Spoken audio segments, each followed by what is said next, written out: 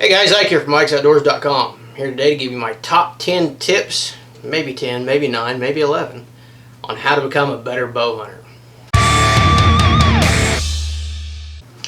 Okay, so if I put this video out before, I apologize for making a duplicate. I've been doing this for 10 years, so it's about time I do a duplicate. Someone asked me the other day about this video, and I could not find it anywhere. I swore that I made this video, but I couldn't find it anywhere. So if this is a duplicate, I apologize. Maybe this one will be different from the first one. If it is, and maybe you'll learn something in this one. So this is my top 10 tips to make you a better bow hunter and make you hopefully kill more deer. This doesn't really apply to rifle hunting because, let's face it, when it comes to rifle hunting, it's a little bit easier. Last year I killed 2 deer while walking to my stand with a rifle in my hand. So it's a little bit easier with a rifle in your hand. So this is primarily tips for you bow hunters out there. So number one is scout. I'm not going to go into too much depth on each one of these, just a little bit, just kind of scratching the surface. Number one is scout. We start scouting in January and February because that gives you a real good idea what the deer are doing late season. We also scout on through the spring. Some properties we do it in the summertime and early fall. It really just depends on how big the property is and how much pressure you feel like you can put on the deer without scaring them off. And how long you've been hunting that property. We've been hunting the same property now for 7 or 8 years, so we're pretty familiar with the property and feel like we don't need to scout as much as we used to. So that's our number one tip, is to scout. Number two, know the wind and use it to your advantage. Having the wind in your face, knowing what direction the wind is before you ever set foot in the woods or before you head toward that tree stand is key to killing a deer. Whether it's a big buck or a doe will bust you more times than a big buck, usually when the wind gets in their face. And the wind is the one thing. I've had deer see me, I've had deer hear me, and not run and not completely spook and still give me an opportunity to take a shot. I've had deer smell me, and you almost never get a second chance when deer smell you. So know the wind and use it to your advantage. Number three, keep a journal. This is something that I preach about a lot, especially for new bow hunters, and especially I do it a lot when I'm hunting a property for the first time.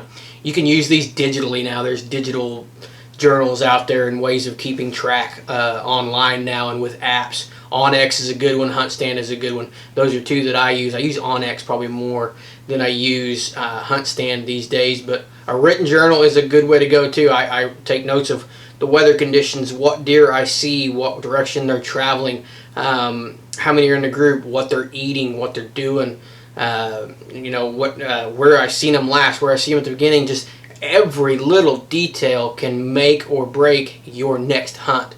And you can go back on that journal and make a plan once you really get some in-depth notes on that journal and make a plan for a hunt in the future. And I have used a journal or something similar to it, like the apps, to kill many a big buck. I had one a few years ago that I killed on opening day because of my journal. I knew where he was going, I knew where he was bedding, I knew where he was eating, I knew everything about that buck before I ever stepped in the woods. And I walked in that morning and the sun came up at 7, and by 7:30 I had an arrow in him and I had him on the ground because of my scouting, because I kept the wind in my face, and because of the journal that I kept. So number 4, and these are in no particular order. Some of these are more important than others. Some they're just the way they hit my head and I wrote them down. So number 4 is be safe. Wear your safety harness. Let people know where you're going.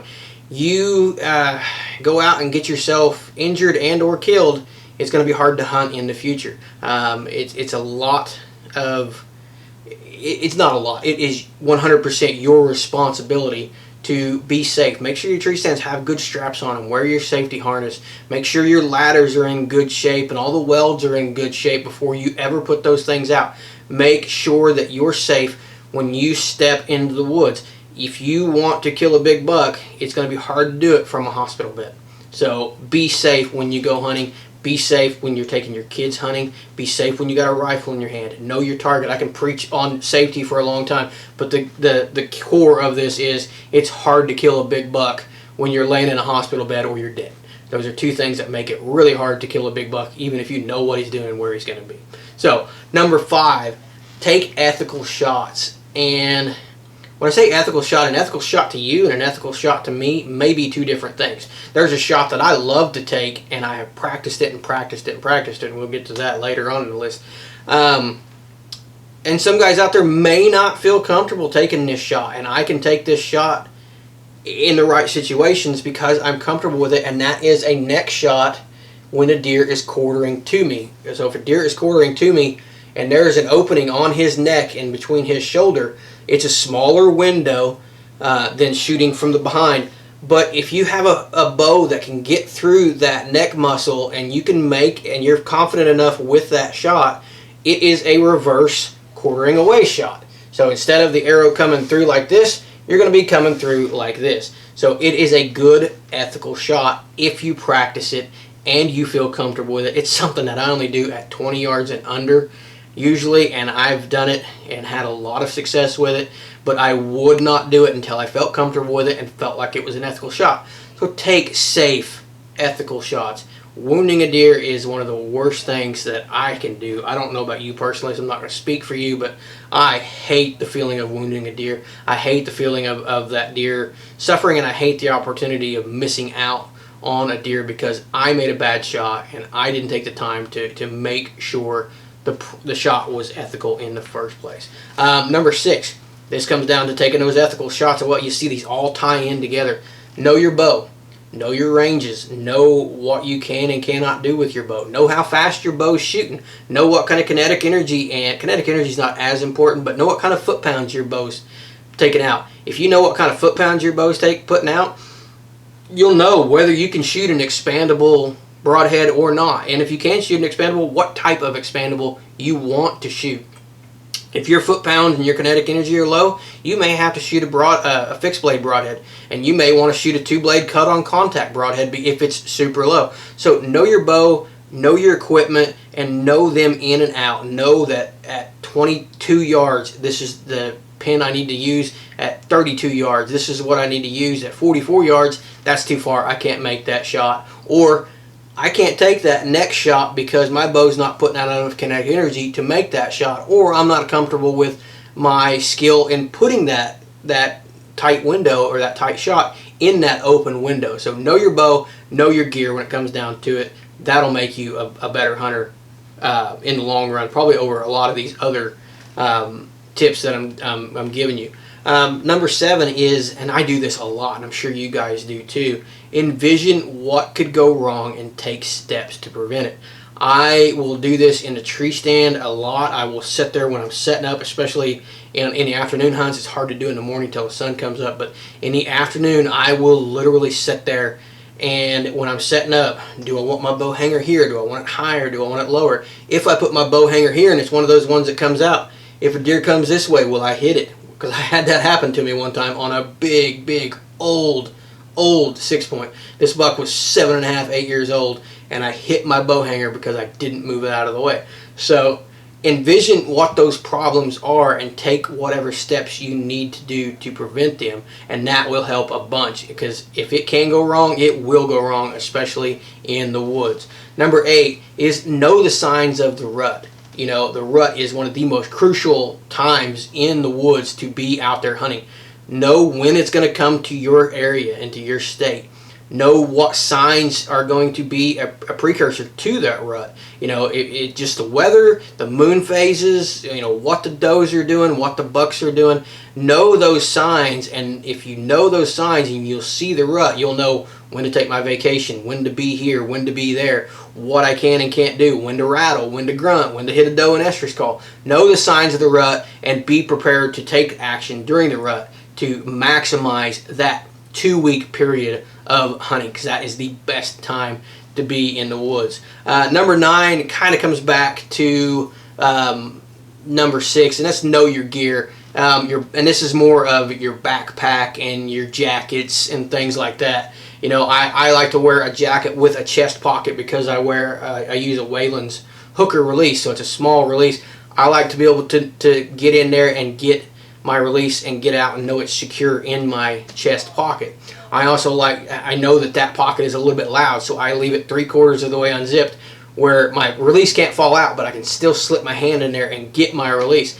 Same way with your backpack. You don't want to be in your backpack looking around for stuff. You know, you want to know, like my rangefinder and my release and my grunt call and my rattling antlers, they all go in the exact same pocket every time. And when I get there, my rangefinder, I unzip that pocket almost all the way. My grunt call, I get it out and I put it to where I can easily access it and things like that. So know your gear, know what you can and can't get away with on that gear, and know what pockets, really the backpack, know what is in what pocket. So if you got a deer coming in you and he turns and heads away, you can reach over, grab that doe and estrus call, tip that can, and put it back without him ever knowing that you're there. So know your gear, know how to use it without looking at it and without having to search around and try to find that stuff.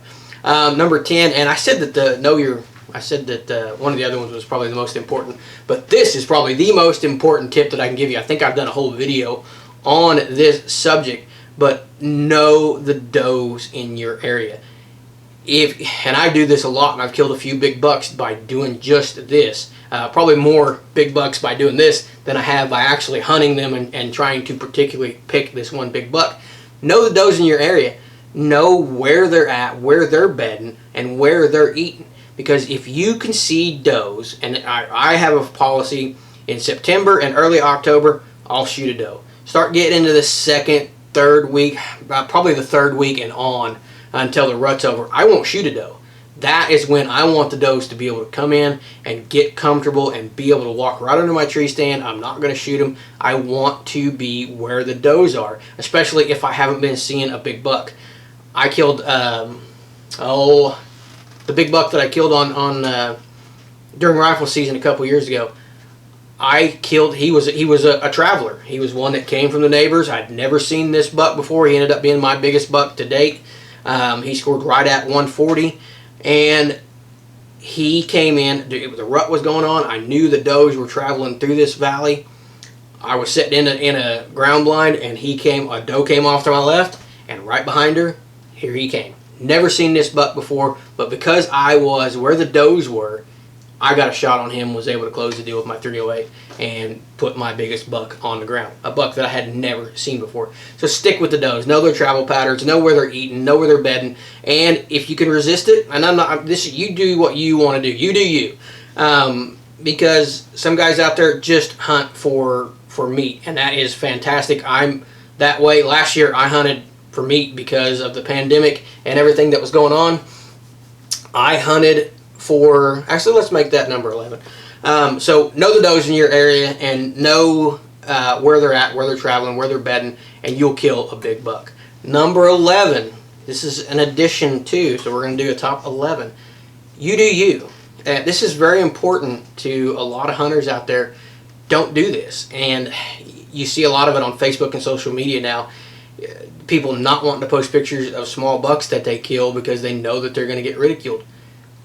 Pardon my French, but those people can kiss my ass. I'm going to kill whatever I want to kill, and that's going to vary from year to year. If I don't have a big buck on my property, I'm going to shoot some does. If I've got an overabundance of does, I'm going to shoot some does. Like last year, the pandemic was going on. I had an empty freezer. I literally had 0 deer meat because the year before, I hadn't killed a single deer. I didn't kill a single deer that year because I wanted to use up all the meat I had. I had so much meat that I wanted to use it all up, so I didn't kill a single deer in 2019. 2020, I shot the first 2 deer that I saw. One was a nice mature doe. The second one was a 3.5-year-old 7-point with a messed up side on one side, about a 90-inch deer. And I saw him. I knew what he was. No excuses. Absolutely none. I shot him because I wanted some meat in the freezer. So you do you. If you want to be a trophy hunter and only shoot mature bucks, good on you, and go for it and do what makes you happy. If you want to be the guy out there that shoots the first deer that you see, if that makes you happy and that gives you that rush and that thrill, do it. Do it and be happy about it. There's a lot of guys out there that I was that way when I was younger. Now I'm getting older, and as long as I got a freezer full of meat, I can resist killing some of those younger deer. But if that's what makes you happy, you do you. And as a hunting community, we shouldn't be criticizing people we should be standing together as a team against the anti-hunters and the antis out there that are trying to take our hunting rights away from us. So we shouldn't be out there slandering people and talking bad about them because they don't hunt the way we do. We should all be a brotherhood in the community, and we should all get along and just enjoy the fact that we're all, you know, common men that are out enjoying the same sport and the same feeling. That's what we're after. So I get off my soapbox here, but I kind of got off a little bit. But those are the top 11 tips that I have for you to make you a better bow hunter, and I hope this helps you out. Like I said, if this is a duplicate video, maybe there's something different in this one than the first one I did. If it's not a duplicate, here you go. Hopefully this will help you guys out and kill a deer. And if you have some tips for me, I'd love to hear them, because maybe there's something that I am not doing that I should be doing that can make me a better deer hunter as well. We can always learn from each other, and we can always learn no matter how long you've been doing something. So again, getting on a soapbox. So I appreciate you guys watching these videos. Be sure to check it out on social media. We're on Instagram, and occasionally I'm on Facebook, because a lot of times I'm banned on there. I put a lot of stuff up lately that's got me banned. I think the next time I get kicked off, it's a 30-day ban. I just got off a week ban not too long ago. So if you want to follow me on Facebook, I'm sporadically on there. When I'm not banned, I do post stuff. So you can follow me on Instagram and Facebook. And like always, I appreciate you guys watching these videos, and I will see you next time.